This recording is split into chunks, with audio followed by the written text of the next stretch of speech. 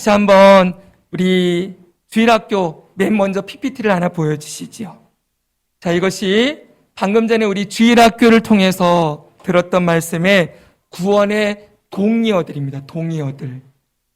이 내용은 저와 여러분이 확신반 하실 때 삶과 새 생명, 영생을 배울 때 구원의 똑같은 말들을 적어봅시다 하면서 적었던 기억 혹시 나십니까?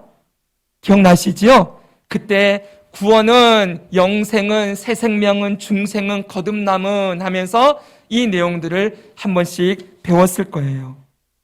자, 우리 그렇게 한번 구원은, 천국은 이렇게 한번 우리 읽어볼까요? 여러분 읽어주세요. 시작. 구원은, 천국은, 영생은, 새 생명은, 죄사함은, 중생은, 거듭남은, 의롭게 됨은, 하나님의 자녀는, 영적 출생은, 영적 부활이다. 아멘. 아멘. 네, 구원과 같은 의미를 가진 의미들이 이렇게 다양하게 담겨져 있는 거예요. 그러니까 우리가 구원받았다라고 할 때에는 이 구원이라는 말 속에 이렇게 다양한 의미들이 담겨 있다는 걸 우리가 이해를 해야 이 구원의 풍성함, 이 구원의 놀라움, 구원의 영광스러움을 우리가 더 알게 되는 것이지요. 자, 중요한 것은 이 구원, 이 다양한 이 구원 속에 담겨진 이런 놀라운 역사들, 이걸 누가 이루셨습니까? 바로 예수님께서 이루셨습니다. 아멘이시죠? 2000년 전에 십자가 위에서 예수님이 다 이루었다라고 선포하실 때 이 구원이 완성된 거예요. 그런데 그때 이루었던 이 구원, 다음 PPT 보여주세요. 이 구원은 우리가 뭐라 부르냐면은 객관적인 구원 이렇게 불러요. 그러니까 객관적인 사실이에요. 역사적 사건. 2000년 전에 예수님이 죽으시고 부활하셔서 구원을 완성하셨지요? 이건 객관적인 구원. 따라해봅시다. 객관적인 구원. 객관적인 구원. 역사적 사실이에요. 그 구원이 오늘 나와 무슨 상관이 있느냐? 중요한 문제죠. 그렇죠? 2000년 전에 죽으시고 부활하셔서 완성되어진 구원이 오늘 나에게까지 어떻게 적용되어지느냐? 이걸 우리가 얘기할 때 이걸 주관적인 구원 이렇게 부른다는 거예요. 이 구원의 사건이, 객관적인 사건이 오늘 나에게 이루어졌다라고 할 때 우리는 주관적인 구원이 이루어졌다 이렇게 표현하는 거라고요. 이 두 가지를 명확하게 하는 건 너무너무 중요해요. 오늘날 이 땅에 예수님 안 믿고도 성경을 읽고 있는 사람들이 꽤 많아요. 제가 예전에 성경 일독 학교를 할 때 교회는 안 다니는데 성경은 몇 번 읽었대요. 그리고 예수라는 인물을 자기가 존경한대요. 그 예수라는 인물이 이 땅에 와서 사랑을 베풀고 많은 사람들을 도와주고 이웃을 위해 살아간 삶이 너무 귀한 삶이래요. 그 존경하는 분이래요. 그런데 그 예수님이 나의 예수님이 되어 있지 않는 거예요. 그분은. 그 예수님은 그냥 역사적인 예수예요. 그분이 나와는 직접적인 상관이 없어요. 뭔가 여러분 잘못됐지요? 우리는 뭐라고 믿습니까? 저 2000년 전에 죽으시고 부활하신 예수님이 오늘 나의 하나님이십니다. 나의 구주이십니다라고 고백하고 있죠? 그럼 놀라운 사건인 거예요. 그분이 지금 나와 연결되어 있고 그 예수님의 생명이 우리 안에 들어와 있고 그 예수님 안에 내가 살아가고 있다. 예수님이 주신 구원이 내게 이루어졌고 지금도 누리고 있고 우리가 그 구원으로 들어가게 될 것이다 라고 믿고 고백하는 것. 이걸 주관적인 구원. 이 구원, 나에게 구원이 이루어졌다라고 할 때 이 일은 누가 이루시는가 했더니 성령님이 이루신다는 거예요. 그래서 성령님의 역사를 구원을 적용시켜 주셨다. 이렇게 표현하는 거지요. 따라합시다. 구원을 적용시키셨다. 네, 2000년 전에 예수님의 구원의 객관적인 사건을 오늘 이 시대 2022년도 여기 예배드리고 있는 저와 여러분에게 이루어 주신 분은 성령 하나님이시다라고 말씀하고 있어요. 이 성령님께서 저와 여러분에게 구원을 적용시키실 때 이제 이 단어를 여러분 낯설어 하면 안 됩니다. 구원을 뭐 했다고요? 적용시키실 때. 적용하실 때 이 구원의 순서가 있다는 거예요. 과정이 있다는 거지요. 이 구원에 아까 전에 다양한 의미들이 있었잖아요. 이게 우리에게 구원이 적용되어질 때 단계가 있다는 거예요. 그 단계를 우리는 뭐라 부르느냐? 구원의 서정, 이렇게 부른다고 했어요. 구원의 서정, 이건 순서, 단계, 시간적인 순서가 아니라 논리적인 순서예요. 그래서 맨 처음에 보면 뭐였지요? 부르심으로부터 시작했어요. 보여주세요. 부르심, 소명. 하나님이 구원을 적용할 때 성령님이 먼저 불러주는 일부터 한다는 거예요. 기억나지요? 이건 2주 전에 배웠습니다. 어떻게 부르십니까? 외적 소명, 내적 소명. 복음 전도를 통하여, 전도자를 통하여 복음이 우리에게 들려졌어요. 그것도 부르심이라는 거예요. 외적으로 불러주시고 어느 날인가 성령께서 그 들렸던 말씀이 기억나게 하시고 깨닫게 되어서 나에게 예수님이 필요하구나.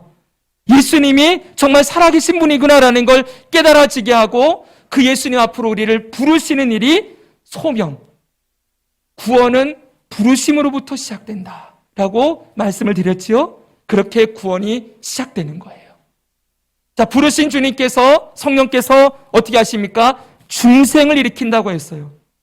이 중생은 성령께서 우리 안에 들어오셔서 완전히 내면에 본질적으로 새롭게 변화시키는 변화, 이 변화가 중생이라고 지난주 우리는 들었습니다. 죽었던 자가 새 생명을 얻게 되는 거죠. 죄의 종로로 타던 자들이 죄의 결박이 끊어지고 예수님 안에서 자유케 되고 생명을 얻게 되는 역사, 중생, 거듭남, 이것이 성령님을 통하여 적용되어지고 이루어지는 것이지요. 그 다음에가 회심, 그 다음 믿음, 칭의, 양자됨, 성황, 견인, 영화, 이 9가지 단계가 우리에게 이루어주신 구원이 적용되는 과정들, 이렇게 과정으로 이루어지고 있고, 이루어졌고, 이루어지고 있고, 이루어질 것이다 라고 얘기하는 것이 구원의 서정이에요. 첫 번째부터 6節까지는 구원이 이루어졌다 이렇게 얘기를 해요. 자, 한번 해봅시다. 구원이 이루어졌다. 예수님을 믿고 고백하는 순간에 그 순간 동시적으로 거의 일어나는 일이에요. 아까 논리적인 순서라고 했죠, 그렇죠? 자, 칭의로부터, 아니 소명으로부터 양자됨까지는 동시적으로 착착착착착 우리가 생각하고 느끼지 못하는 순간에 이미 성령께서 이루시는 구원이요.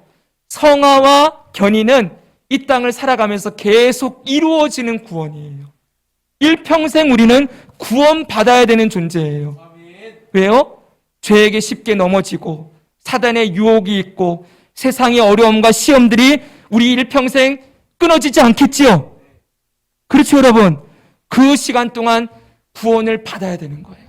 지금도 우리는 구원받고 있는 중이다 라고 얘기할 수 있어요. 바로 그 구원을 받고 있는 과정이 성화 견인이요. 마지막 날 예수님이 이 땅에 오시는 날 우리는 영화롭게 변화돼요. 부활이지요? 부활하여 새하늘과 새 땅에서 영원토록 살게 될 것, 그것을 영화 이렇게 부른다는 거예요. 자, 됐습니까? 이 구원의 서정을 우리가 한 주 한 주 보고 있는데 오늘은 지난주에 이어서 세 번째 단계인 회심에 대해서 한번 살펴보려고 합니다. 자, 회심. 이 회심은 하나 알아둬야 될 게 중생에 이어서 나오게 되는 결과물이에요. 잠깐만 생각해 보면은요, 여러분 한번 물어볼게요. 여러분의 삶에 성령께서 언제 중생을 일으키셨는지 여러분이 알 수 있습니까? 없습니까? 언제 중생 받으셨어요? 대답할 수 있는 분이 있을까요? 없지요? 네. 우리가 처음에 들었던 소명, 성령께서 우리를 부르시는 사건과 중생은 비인지적인 사건이에요. 우리가 알 수 없고 성령께서 어느 순간 우리 안에 역사하셔서 일으키는 성령의 단독적인 사역이라는 거예요. 그래서 누가 와서 당신 언제 중생했습니까? 언제 거듭남을 받았습니까? 라고 묻는다면은 우리는 대답하지 못해요. 성령께서 이 단독적으로 일으키시는 일이기 때문이지요. 그래서 중생과 소명은 우리가 알지 못한다. 비인지적인 사건이다. 근데 사실은 알고 모르고가 중요하지 않지요. 중생 받았는지 안 받았는지 아는 게 중요한 게 아니라 정말 받는 것이 중요한 거지요. 거듭난 것이 중요한 사실이지 언제가 중요한 것이 아니라는 거예요. 자꾸 그 시점을 특정하려고 하면은 그게 뭐에 빠지게 되는 길이에요? 이단에게 빠지는 길이라는 거예요. 구원파는 자꾸 와서 당신 언제 구원받았습니까? 당신 언제 중생했습니까? 자꾸 이런 질문을 던지니까 모태신앙이나 교회 생활 오래된 분들 대답하지 못하면 당신 구원 못 받았네. 어떻게 중생한 날, 거듭난 날을 모를 수가 있습니까? 이렇게 얘기하면은 우리 목사님은 그런 것도 안 알려줬는데 그러면서 거기 찾아가는 거예요. 이해되시겠습니까? 소명과 중생은 비인지적인 사건이에요. 그리고 중생에서 알아야 될 것은 완전히 새롭게 변화된 새로운 존재로 거듭나게 되었지만 그렇다고 해서 완전히 삶이 180도 바뀌는 건 아니라는 거예요. 도덕적이고 윤리적으로 확 새 사람이 되어가지고 어제까지 막 술 마시고 깽판 치고 이런 사람이 그냥 하루아침에 새 사람이 되어서 완전히 모든 걸 끊고 새로운 길을 걸어간다. 아주 특별한 경우에 그런 역사가 있을 수 있어요. 그러나 대부분은 이게 즉각적으로 도덕적이고 윤리적인 변화들이 일어나는 건 아니다. 그것은 어디에서요? 지난주 이명진 목사님께서 잘 알려주셨죠? 성화에서. 일평생 우리는 변화되고 거듭난 열매들이 나오게 되어 있는 것이지요. 성령께서 계속 우리를 그렇게 거룩하게 변화시켜 나가실 거예요. 근데 중요한 건 오늘 회심에 대해서 배운다고 했지요. 중생한 사람에게는 성령께서 중생을 시키셨으면 거듭나게 했으면 반드시 그 중생의 결과물이 있다는 거예요. 뭐가 있다고요? 중생의 결과물. 그 결과물이 뭐냐 했더니 두 개. 회심과 믿음이라는 거예요. 따라해봅시다. 회심, 믿음. 이 두 가지는 중생한 사람에게 나머지도 마찬가지지만 중생의 결과물로 거듭난 사람에게 반드시 나오게 되는 결과물이다라고 얘기할 수 있다는 거예요. 회심과 다음 주에 보게 될 믿음입니다. 그러면 이 회심이 반드시 일어난다 이렇게 얘기할 수 있겠죠. 오늘 너무 중요한 말씀이에요. 교회를 여러분 오래 다니고 모태신앙들 여러분 특별히 이 말씀 너무 중요하게 들어야 돼요. 이 회심이 무엇이냐 했더니 정의는 이런 거예요. 읽어주세요. 성령님께서 시작. 성령님께서 중생한 사람의 의식에 변화를 일으켜서 죄를 깨닫고 회개하여 하나님께로 돌이키는 것. 이게 회심이에요. 성령님께서 중생한 사람의 의식에 변화를 일으켰어요. 거듭나게 하셨어요. 그랬더니 결과가 나오는데 뭐가 나온 거예요? 죄를 깨닫고 회개하고 하나님께로 돌이키는 것. 이런 열매가 나오게 된다. 그걸 회심이라고 부른다는 것이지요. 자, 회심이라는 단어를 혹시 처음 들으시는 분들도 있어요. 우리는 회심보다 그 다음에요 회개라는 말을 더 많이 들었어요. 사실 성경에서 검색하면은 회심이라는 단어로 성경 어플에다가 검색어 넣으면 하나도 안 뜹니다. 전부 회개로 나와요.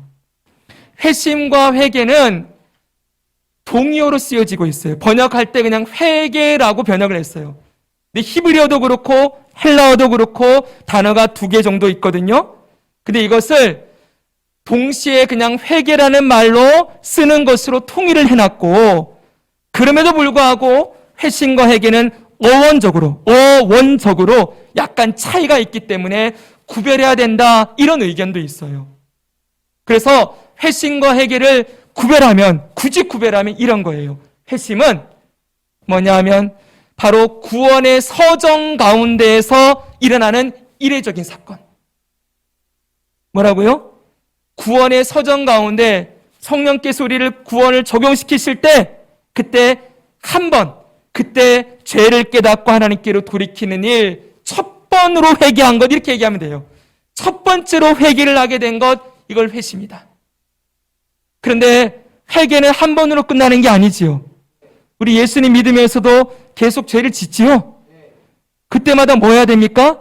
회개해야 되지요. 그래서 그 회개는 일평생 우리 안에 성령께서 역사하셔서 죄를 깨닫게 하시고 하나님께로 돌아가게 하는 일이 바로 회개이다. 일평생 반복적으로 일어나게 되는 회개. 이것을 회개라고 부른다는 거예요. 정리됐습니까? 회심과 회개를 굳이 구분하면은 함께 동의어로 쓸 수도 있지만, 그래서 우리는 회개하라 하고 예수님 얘기하실 때 그때 회개, 바로 회심과 회개가 다 포함된 말씀이라는 걸 우리가 이해하고 이 말씀들을 보아야 합니다. 그래서 저는 이 설교에서 회심이라는 단어도 쓸 거고 회개라는 단어도 쓸 거예요.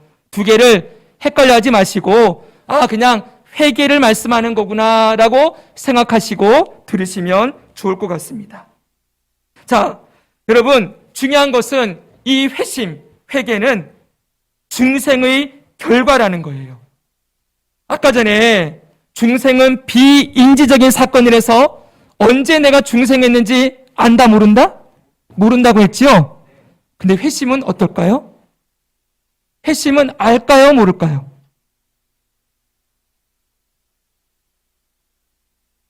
알까요 모를까요? 알지요. 회심은 성령께서 우리에게 죄를 깨닫게 하는 거라 그랬잖아요. 깨달았다는 건 안다는 거지요. 내 무의식 속에서 깨달음이 일어나는 건 내가 모르는 거예요. 그러나 이것은 분명하게 우리의 의식 속에서 죄를 깨닫고 그 다음에 하나님께로 돌이킨다. 이것도 분명하게 우리의 인식 속에서 일어나게 되는 사건이라는 게 중생과 회심의 가장 큰 차이라고 할 수가 있어요. 죄로, 이전에는 죄로 여기지 않았던 것이 죄로 느껴지고 그 내가 하나님의 진노 아래 놓여 있는 죄인이라는 것이 깊이 깨달아지면서 엎드려서 회개하면서 하나님, 저를 구원해 주십시오. 저는 죄인입니다. 나는 죄인으로소이다. 고백하면서 하나님께 나아가게 되는 그 회심은 이건 모를 수가 없다는 거예요. 여기서 중요한 지점이 있어요. 그래서 회심했습니까? 라고 물을 수 있을까 없을까요? 있어요. 중생했습니까? 라는 질문에는 우리가 그건 모릅니다. 그러나 회심, 당신은 정말 당신의 죄인됨을 깨닫고 회개하고 하나님께로 돌아가는 시간이 있었습니까? 라고 묻는다면 네, 그렇습니다. 그 대답이 중생한 사람에게는 반드시 나올 수밖에 없다는 거예요. 그래서 여러분, 이 회심의 사건이 있었느냐 없었느냐는 예전에 우리 신앙의 선배인 청교도들, 로마 카톨릭에서 분리해 나와서 카톨릭이 아닌 종교개혁자들을 통하여서 이 믿음으로 구원받는 예수님의 구원의 길이라는 것을 믿는 사람들, 그들에게는 회심을 했는가라는 것이 너무 중요한 주제였어요. 왜 그러냐면 이 회심에는 이런 특징이 있기 때문에 그래요. 회심의 특징을 알면 이제 이 질문에 대해서 우리가 반드시 대답할 수 있어요. 회심의 특징 첫 번째 회심은 죄에 대한 마음의 변화이다. 한번 읽어볼까요? 시작. 죄에 대한 마음의 변화다. 우리가 회심하기 전에, 중생하기 전에, 한마디로 구원받기 전에 저와 여러분은 죄를 물 먹듯이 먹고 마셨어요. 죄를 물 먹듯이 먹고 마셨다는 게 무슨 뜻입니까? 여러분, 물을 마실 때 물 먹으면서 아이고 힘들다, 넘기기 힘들다, 아이고 물 먹는 게 이렇게 힘드네, 이런 사람 있습니까 없습니까? 없지요. 물은 너무 잘 넘어가요. 목구멍에 아무런 거리낌이 없이 물 1리터 힘들어하지만은 그래도 이 한 컵 정도는 충분히 먹지요? 네. 그렇게 죄를 먹고 마시는데 아무런 거리낌이 없었어요. 그런데 성령께서 중생을 일으키시면 우리의 내면에 실질적이고 완전한 새롭게 변화시키는 역사가 일어나게 되어지면 반드시 그렇게 쉽게 먹고 마시던 죄가 걸리기 시작하는 거예요. 가슴에서. 이거 하나님이 싫어하시는 일일 텐데. 내가 이렇게 있으면 안 될 텐데. 어느 순간 내가 그토록 즐거워하고 기뻐하며 먹고 마셨던 죄가 목구멍에 걸리고 마음에 걸리고 생각 속에 걸리고 이 죄가 더 나아가서 미워지고 싫어지기 시작하는 거예요. 내가 매일 그렇게 담배 피면서 고소하다 맛있다 이랬는데 어느 순간부터 이 담배 연기가 내게 역겨워지기 시작하고 이건 그냥 예일 뿐이에요. 이 담배를 피고 있는 못 끊고 있는 내 자신이 미워지고 혐오되기 시작하는 거예요. 저는 이 기분을 너무 잘 알아요. 여러분, 제가 이중 생활을 얼마나 잘했는지 몰라요. 목사님 아들로 지내면서 교회에서 찬양대하고 성가대 찬양대하고 교사하고 있으면서 저는 정말 죄송하고 부끄러운 얘기지만 고등학교 2학년 때부터 담배 폈어요. 어머님에 대한 반항으로. 저에게는 담배가 친구였어요. 내 속마음을 다 알아주고 이해해주는. 참 웃긴 얘기죠, 그렇죠? 개똥 철학 가지고 있으면서 담배 한 대 피면서 네가 내 친구구나. 너는 내 마음의 아픔을 알고 있구나. 그러면서 담배에 뿜을 때마다 내 괴로움이 빠져나간다. 이러면서 담배를 사랑했어요. 그런데 여러분, 제가 담배를 피고 있으면서 예배 시간에 나와서 예배를 드리려면 그때에는 그렇게 일주일 동안 아무렇지 않게 피던 담배가 주일날 앞에 나와 있으면은 가슴을 찌르기 시작하는 거예요. 내가 이거 갖고 살면 안 될 텐데. 내가 이렇게 살면 안 될 텐데. 그러면서 와가지고는 주님, 나 좀 어떻게 해주세요. 여러분, 어느 순간부터 내가 그렇게 맛있게 피던 담배가 혐오스러워지기 시작하는 거예요. 미워져요. 끊고 싶어져요. 근데 못 끊지요, 여러분. 그 죄가 얼마나 끈질긴지. 제가 어느 집까지 했는지 아십니까? 나는 오늘 담배 끊어야 되겠다. 담배를 한 갑 사가지고 오늘 너랑 나랑 이별이다. 그래서 한꺼번에 11가치를 폈어요. 여러분, 11가치를 피니까 구토가 나오더라고요. 구역질이 나오더라고요. 그래, 필 만큼 폈다. 그러고서는 화형을 시키는 거예요. 태웠어요, 그거를, 남은 거를. 너랑 나랑 오늘 끝이다. 그리고 제가 끊었을까요? 3일 지나고 나니까 금단현상에 제가 또 담배 찾아다니는 거예요. 또 어떤 일도 했는지 아십니까? 너는 지난번에 화형을 시켰으니 이번에 수장을 시켜야 되겠다.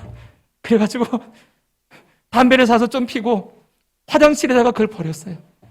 그래서 물을 내리면서 너랑 오늘 끝이다. 그리고 또 담배를 찾는 거예요. 여러분, 자랑하는 게 아닙니다. 제 부끄러운 과거예요. 이 죄가 얼마나 내 힘으로 끊기 어려웠는지. 그러나 분명한 것은 뭐예요? 그 쉽게 즐거워했던 나의 죄가 괴로워지기 시작한다는 거예요. 주님 앞에 설 때마다 그 성령의 빛 앞에서 나의 어둠이 드러나니까 너무 괴로워 죽겠는 거예요. 저의 이중적인 모습, 이 이기적인 모습, 여러분 이런 게 보이면서 얼마나 추한 죄인인지, 이 죄 하나도 끊지 못하는 얼마나 연약한 존재인지가 깨달아지면서 주님 앞에 괴로움의 시간을 보내는 거예요. 여러분, 그걸 누가 일으키십니까? 제가 그런 마음이 들어서가 아니에요. 저는 제 안에 성령께서 분명히 계셔서 역사하신 것이라고 믿습니다. 제 믿음이 아니라 성경이 그렇게 얘기하니까. 주님이 저를 사랑하셨던 거예요. 하나님이 그런 저를 사랑하셔서 저를 불러주시고 제 안에 변화를 일으키셔서 어렸을 때부터 엄마 뱃속으로부터 말씀을 들어왔는데 어느 순간 그곳이 성령께서 저를 부르시고 중생의 역사가 일어나서 그렇게 쉽게 먹고 마시던 죄들이 내 안에서 아픔이 되고 애통함이 되어지고 통회함이 되어지고 자복하게 되어지는 일들이 일어나게 되는 것이지요. 저는 꼭 그때가 저를 회심한 사건이다 라고 부르고 싶지 않아요. 저는 회심 그러면 참 많은 시간들이 있었던 것 같아요. 주님 앞에서 저희 죄의 됨을 깨닫고 고백하는 일들. 사랑하는 여러분, 바로 회심은 죄에 대한 마음의 변화예요. 죄에도 여러분 낙이 있습니다. 죄 지을 때 즐거움이 있어요. 죄는 즐거움이에요. 육신의 정욕을 따라 살면 얼마나 즐겁습니까? 죄에 즐거움이 있지만 어느 순간 그 죄의 즐거움이 아픔이 되고 애통이 되고 눈물이 되고 부끄러움이 되고 그렇게 죄가 미워지면서 주님을 사랑하고 싶은 마음, 주님께로 돌아가고자 하는 마음들이 우리 안에 일어나게 되는 것. 그것이 회심이다 말씀하는 거지요. 사랑하는 여러분, 가끔씩 간증을 들어보면 수련회나 부흥회 때 눈물 콧물 다 흘리면서 저의 과거의 죄들이 파로나마처럼 흘러가면서 그렇게 주님 앞에 엎드려 회개하는 시간이 있었습니다. 그 분명히 회심입니다. 여러분들 가운데 그런 시간이 있는 분이 있었겠지요, 그렇죠? 그러나 저는 그렇게 막 감정적으로 막 해가면서 통회하면서 몇 시간씩 떼굴떼굴 구른 건 없는데요. 여러분, 그런 게 경험이 있느냐 없느냐가 중요한 게 아니에요. 저와 같이 예배드리다가 기도하는 중에 말씀 읽는 중에 나의 죄인됨이 철저하게 깨달아지고 나를 위해 죽으신 예수님이 너무 감사한 일들이 우리 안에 고백되어지고 주님 앞에 드려지는 것, 그것도 회심이라고 하는 거예요, 여러분.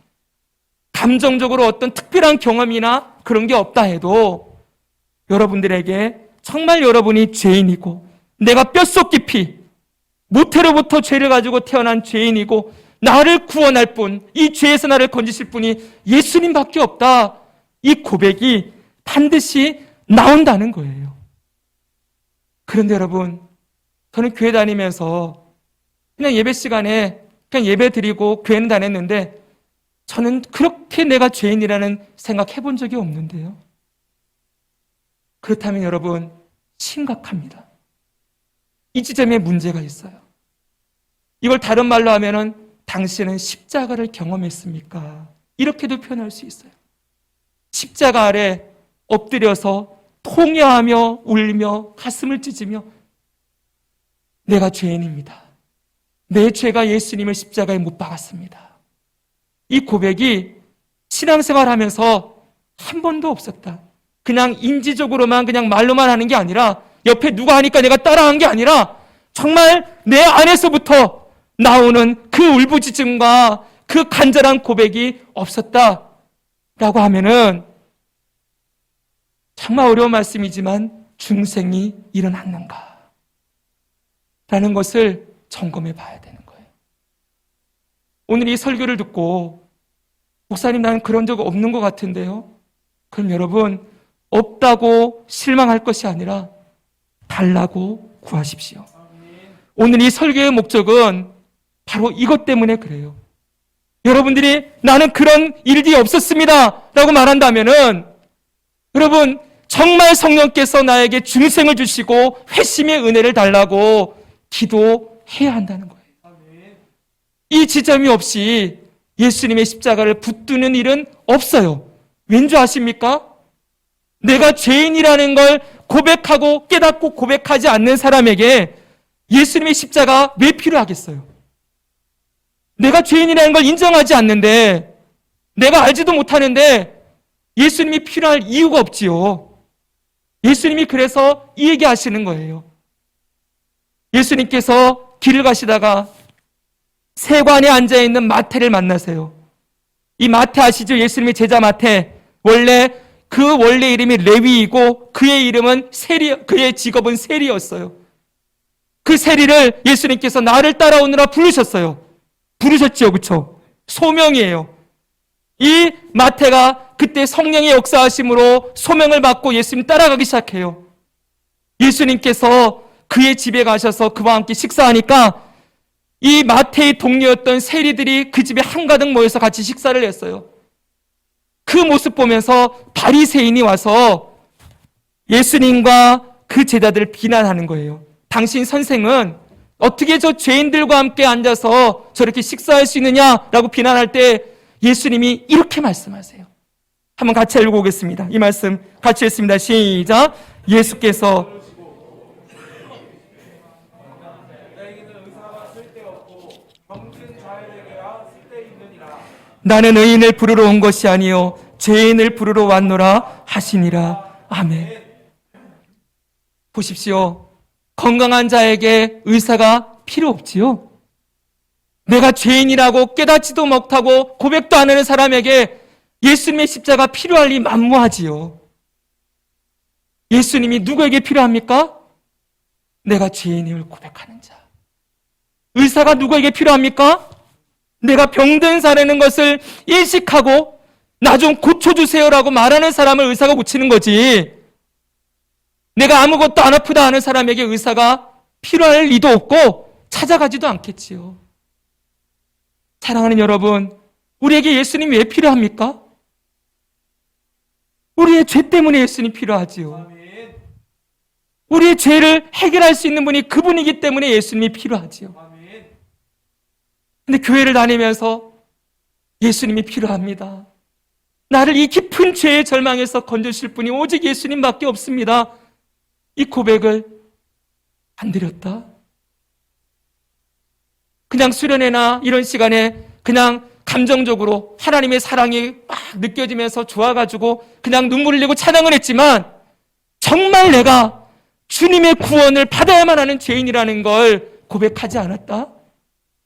그러면 여러분들에게 예수님이 필요 없는 자로 살았을 수도 있다는 거예요. 여러분 이 말씀도 보십시오. 누가복음 18장에 보면은 바리새인과 세리의 기도가 나옵니다. 이건 예수님의 비유입니다. 예수님이 어느 날 제자들에게 비유로 말씀하여 이르시되 그러면서 이렇게 말씀하십니다. 보십시오. 또 자기를 의롭다고 믿고 다른 사람을 멸시하는 자들에게 이 비유로 말씀하시되 두 사람이 기도하러 성전에 올라가니 하나는 바리새인이요 하나는 세리라. 11절부터 읽습니다. 시작. 바리새인은 서서 따로 기도하여 이르되 하나님이여 나는 다른 사람들 곧 토색, 불의, 간음을 하는 자들과 같지 아니하고 이 세리와도 같지 아니함을 감사하나이다. 나는 일에 2번씩 금식하고 또 소득의 11조를 드리나이다 하고 이 바리새인은 하나님 앞에 서서 두 손을 탁 들고서는 하나님 저는 저 옆에 세리와 같지 않음을 감사합니다. 저는 이것저것 주님 앞에 다 했습니다. 이러고 있어요. 그 옆에 세리는 어떠합니까? 13절 보십시오. 세리는 멀리 서서 감히 눈을 들어 하늘을 쳐다보지도 못하고 다만 가슴을 치며 이르되 하나님이여 불쌍히 여기소서 나는 죄인이로소이다 하였느니라. 예수님께서 이 바리새인과 세리의 기도를 비교해서 보여주세요. 바리새인은 분명히 종교적으로 의식적으로 이 세리와는 비교할 수 없을 정도로 하나님 말씀을 잘 순종하고 지켰던 사람들이에요.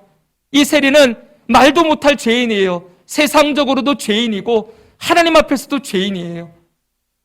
그런데 여러분 예수님이 이 두 사람의 기도를 비유해요. 예수님이 직접 말씀하시는 거예요. 말씀하시고 난 다음에 14절에 이렇게 말씀합니다. 내가 너희에게 이르노니 이에 저 바리새인이 아니고 이 사람이 의롭다 하심을 받고 그의 집으로 내려갔느니라. 사랑하는 여러분, 예수님이 의롭다 하신 자는 누굽니까? 바로 죄를 고백하는 자. 나를 불쌍히 여겨 주옵소서. 나는 죄인입니다. 여러분 이 고백을 주님 앞에 드린 자, 그가 의롭다 하심을 받았다고 말씀하고 있습니다. 사랑하는 여러분, 바로 이 지점이에요. 내가 교회를 오래 다녀서 교회에서 이것도 하고 저것도 하고 내가 교회에서 직분도 받아서 집사가 되고 장로가 권사가 되고 여러분 하나님 앞에 서면 그런 게 무슨 소용이 있을까요? 여러분 그렇게 나는 집사하고 권사하고 교회에서 이런저런 일도 하고 내가 이 50년 동안 교회 다니다 왔습니다. 근데 주님이 묻고 싶은 건 그게 아니죠. 그렇죠? 너는 정말 나를 믿었느냐? 이 얘기하실 거예요. 그 믿음은 다음 주에 얘기할 거예요. 너는 너의 구주가 되는 너의 죄를 끌어주고 죄와 사망의 종도로 타던 자에서 자유함을 얻게 했던 나 예수 그리스도를 믿고 살았느냐? 너는 내 앞에 와서 주여 나는 죄인입니다. 나를 불쌍히 여겨 주옵소서. 주님이 아니고서는 내가 이 죄의 사망을 끊을 수가 없습니다. 라고 고백하며 엎드려 울며 자복하며 나의 십자가를 붙든 일이 있었느냐? 반드시 이걸 물으실 거라는 거예요. 사랑하는 성도 여러분, 오늘 이 말씀은 여러분의 구원의 확신을 깨트리기 위함이 아니에요. 목사님 저렇게 말씀하는 거 보니까 나는 그럼 중생도 안 받았고 회심도 안 한 사람이구나. 이걸 말씀드리려고 하는 게 아니에요. 지적하려고. 이 지점이 없었다면 여러분 정말 여러분의 신앙을 점검하고 회개하고 주님께로 돌아가는 이 회심의 역사를 허락해 주시기를, 이 은혜를 나에게 주시기를. 회심은 내가 하는 거기도 하지만 주님이 하게 하셔야 되는 것이니 성령님 내 마음을 변화시켜서 내가 얼마나 죄인인지를 깨닫게 하시고 예수님밖에 나의 구원이 아님을, 오직 나를 구원할 분이 예수님밖에 없음을 고백하고 믿는 자리로 나아가게 해주십시오.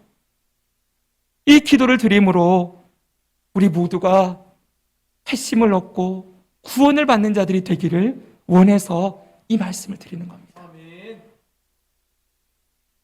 여러분, 특별히 이 말씀은 모태신앙들에게 정말 중요한 말씀이에요. 저는 목사님 아들로 자라났기 때문에 이 모태신앙이 얼마나 폐해가 큰지를 저는 너무나 잘 알고 있어요. 근데 여러분, 모태신앙이 무조건 다 잘못됐다가 아니라 이렇게 신앙생활 그냥 하다가 지나가 보면은 그냥 흘러서 어느 순간 30살 되고 어느 순간 40 되고, 그래서 교회에서 뭐 이것저것 봉사하면은 집사도 되고 권사되고, 그러다가 50되고 60되어서 그때 가서도 주님의 그 십자가 보혈의 은혜를 고백하며 울며 통회하는 일이 없이 그냥 지나갈 수 있다는 거예요. 그리고 나중에 자기 의만 가득해져요. 내가 교회 생활 몇 년 했는데. 사랑하는 여러분, 이 회심은 일평생 일어나는 사건이라 그랬지요. 성 어거스틴이라는 분이 있어요. 몇 번 설명했어요, 여러분들에게.